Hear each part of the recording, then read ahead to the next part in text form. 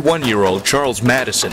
Doing the dishes is a job, and he doesn't take it for granted. Volunteering is what I'm doing. Madison used to work the cash register at a thrift store, earning just enough to get by. Once that job was terminated, I started falling behind in my rent,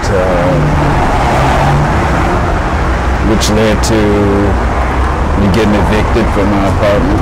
And that left him homeless again. You're always constantly worrying when you're on the streets. You're always constantly watching your back. Fortunately for Madison, he was able to go back to Breakthrough Ministries, a Christian-based shelter in the inner city of Chicago that helped him get off the streets 10 years ago through job training and spiritual support, a refuge that he hopes will help him again. I don't want this to be a crutch for me. You know, I don't want to lean on this forever and think that, hey, I could live like this. You know, I don't have to buy no food. I don't have to pay no rent. I don't want to have that mentality, you know, especially when I'm the type of person who's used to working. But ironically for Breakthrough and the 30 men like Madison who stay in the shelter, they are now facing a temporary homeless situation of their own. First reaction was like fright. I don't need nothing. For the past year, Breakthrough's director, Bill Curry, knew they had to move out and find a new home. First Evangelical Free Church, the owners of the building, are in the middle of renovations. It has to come down in order for this wonderful new facility that they're building to come to fruition.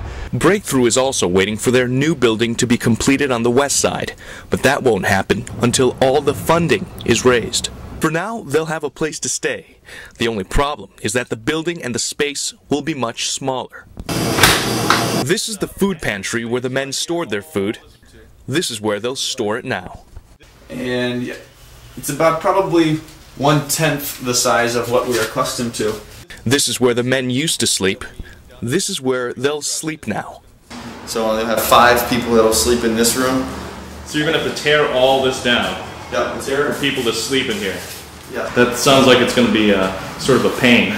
It's, you know, it can be a real challenge for us, I think. At the same time, it can make us really, really thankful when the construction is done on the new building. Close to about 25 to 30 guys will shower in this room per day. And as you can tell, it's not in real good condition.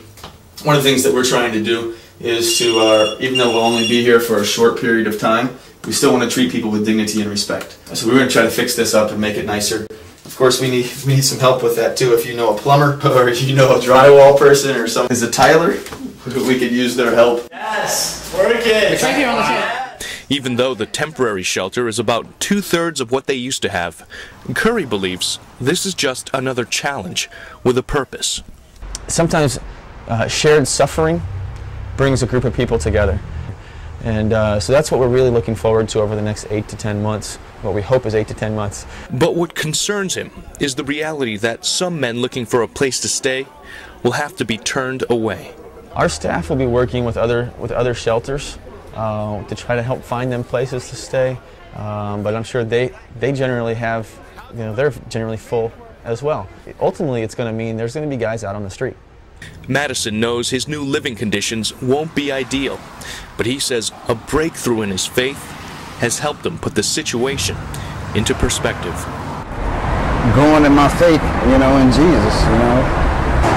If all you have to go on is your faith, you know what I'm saying, then you know that as long as you got that under your belt, there's, you know, nothing really too much out here in life to be afraid of if you just let go and let God, you know.